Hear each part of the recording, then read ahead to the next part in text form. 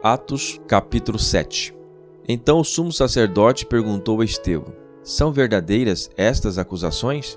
A isso ele respondeu: irmãos e pais, ouçam-me. O Deus glorioso apareceu a Abraão, nosso pai, estando ele ainda na Mesopotâmia, antes de morar em Harã. Ele disse: saia da sua terra, do meio dos seus parentes, e vá para a terra que eu lhes mostrarei. Então ele saiu da terra dos caldeus e se estabeleceu em Harã. Depois da morte de seu pai, Deus o trouxe a esta terra, onde vocês agora vivem.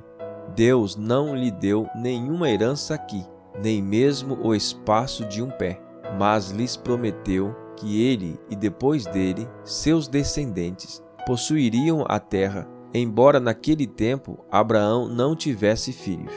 Deus lhe falou desta forma: seus descendentes serão peregrinos numa terra estrangeira e serão escravizados e maltratados por 400 anos.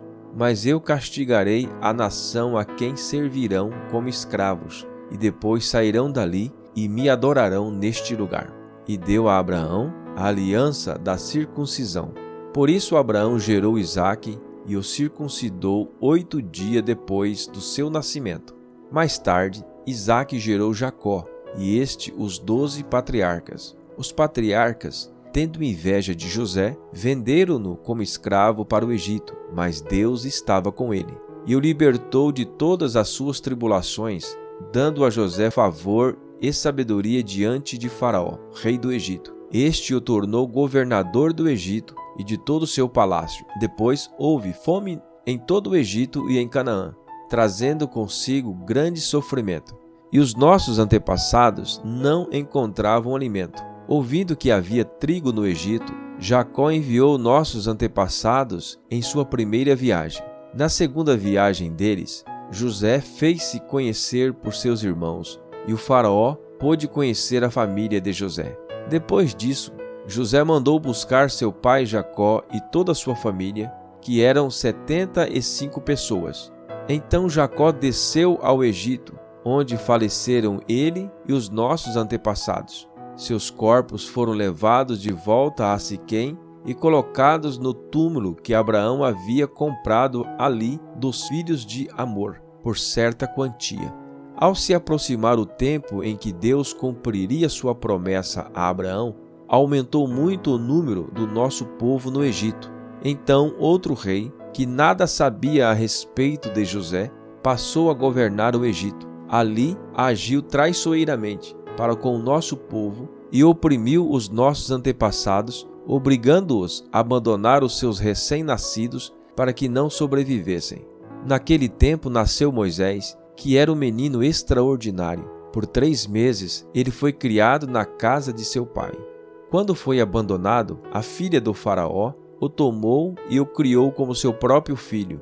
Moisés foi educado em toda a sabedoria dos egípcios e veio a ser poderoso em palavras e obras. Ao completar 40 anos, Moisés decidiu visitar seus irmãos israelitas. Ao ver um deles sendo maltratado por um egípcio, saiu em defesa do oprimido e o vingou, matando o egípcio. Ele pensava que seus irmãos compreenderiam que Deus o estava usando para salvá-los, mas eles não compreenderam.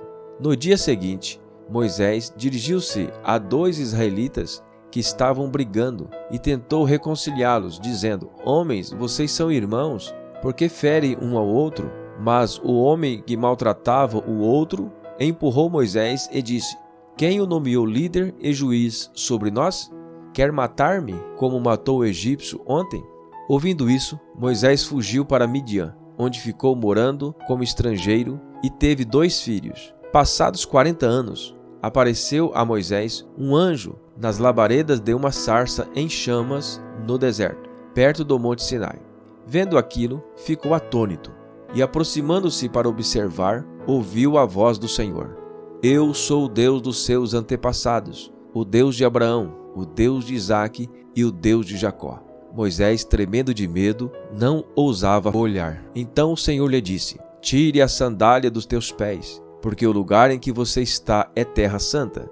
De fato, tenho visto a opressão sobre o meu povo no Egito.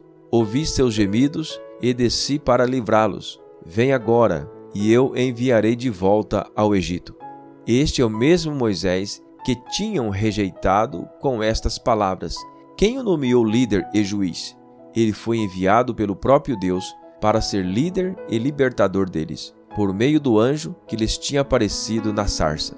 Ele os tirou de lá, fazendo maravilhas e sinais no Egito, no Mar Vermelho e no deserto durante 40 anos. Este é aquele Moisés que disse aos israelitas: Deus lhes levantará dentre seus irmãos um profeta como eu. Ele estava na congregação no deserto, com o anjo que lhes falava no Monte Sinai e com os nossos antepassados, e recebeu palavras vivas para transmiti-las a nós. Mas nossos antepassados se recusaram a obedecer-lhes. Pelo contrário, rejeitaram-no e em seus corações voltaram para o Egito.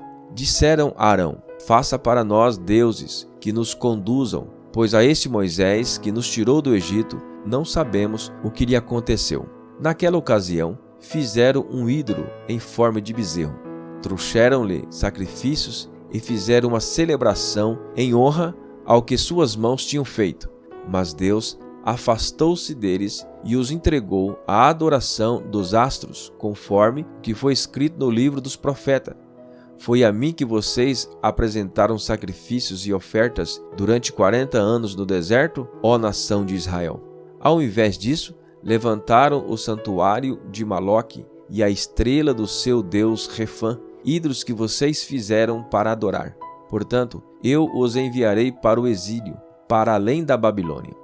No deserto, os nossos antepassados tinham o tabernáculo da aliança, que fora feito segundo a ordem de Deus a Moisés, de acordo com o modelo que ele tinha visto. Tendo recebido o tabernáculo, nossos antepassados o levaram, sob a liderança de Josué, quando tomaram a terra das nações, que Deus expulsou de diante deles. Esse tabernáculo permaneceu na terra até a época de Davi, que encontrou graça diante de Deus e pediu que ele lhe permitisse providenciar uma habitação para o Deus de Jacó. Mas foi Salomão quem lhe construiu a casa.